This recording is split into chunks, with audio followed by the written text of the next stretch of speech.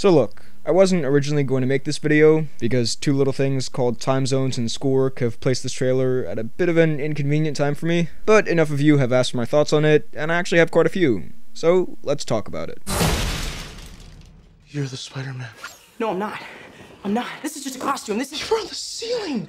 So I just want to say off the bat, this is a pretty great trailer. I'm looking forward to the film, it looks really fun, but I do have some concerns. Firstly though, what's good here? For one, the cast. I'm still loving Tom Holland as Spider-Man, and I still love the Spidey suit, now fully equipped with little flying squirrel type wings. Also, seeing him fighting crime and quipping is so great. It feels so much more natural here than in The Amazing Spider-Man 2, because while I kinda liked that he was finally making jokes there, he was making them while dozens of people were dying. Here it feels like a time to make jokes and quips, and it fits the character perfectly. The Spider-Man action also looks really cool. I like how he climbs the Washington Monument. That's just an awesome Spider-Man kind of thing to do. I also like how here, Peter Parker is shown as a realistic modern-day high school nerd. Not a weird Twilight-looking model or an over-the-top caricature that, to be fair, was a bit more accurate when Spider-Man 1 came out. But yeah, this is what a modern high school nerd like Peter Parker would act like. He doesn't necessarily need taped-together glasses and that kind of stuff. Also, his friend looks like he's going to be pretty good in this, though the actor hasn't really been in anything else of note.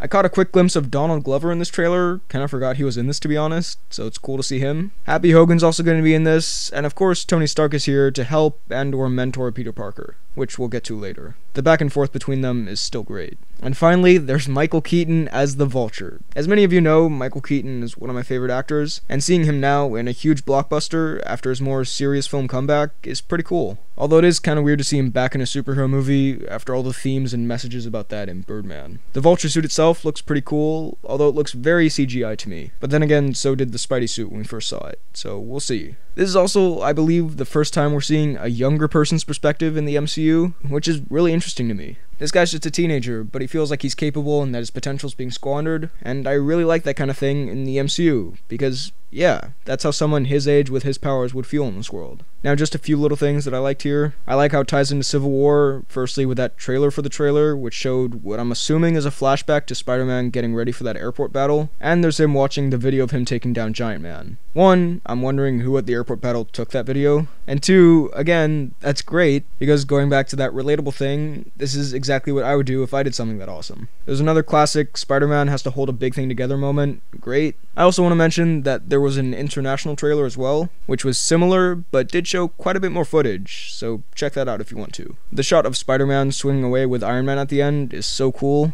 Again, even though I've kinda gotten used to it now, it's just so cool seeing this character actually with the Avengers after all these years. Now, what I imagine is going to happen in this film is Spidey and Iron Man are going to work together for a bit, then Spidey gets stressed out and looks to Tony Stark for a bit of a father figure, but he feels like Tony's treating him like a baby and being a bit of a jerk, which, to be fair, he probably is. After that, he tries to recklessly prove himself, maybe he fails, then he has to come back in that signature Spider-Man way, and maybe Iron Man shows up in the end to help. That's what I think the basic plot will be. But therein lies my main concern. That plot does sound a bit familiar. While this doesn't look like another rehash of the same Spider-Man story for the 6th time, especially towards the end of this trailer, this did start to just look a little bit like the same generic Marvel movie. Which is fine, but with two relatively new and different kinds of MCU movies coming out that same year, I was kinda hoping this would try something almost drastically new with this character. But who knows, it's just a teaser, maybe they'll surprise me. Besides that though, this trailer was fantastic, and I'm somehow looking even more forward to this film now. So those were my thoughts on the Spider-Man Homecoming trailer. What did you think of it?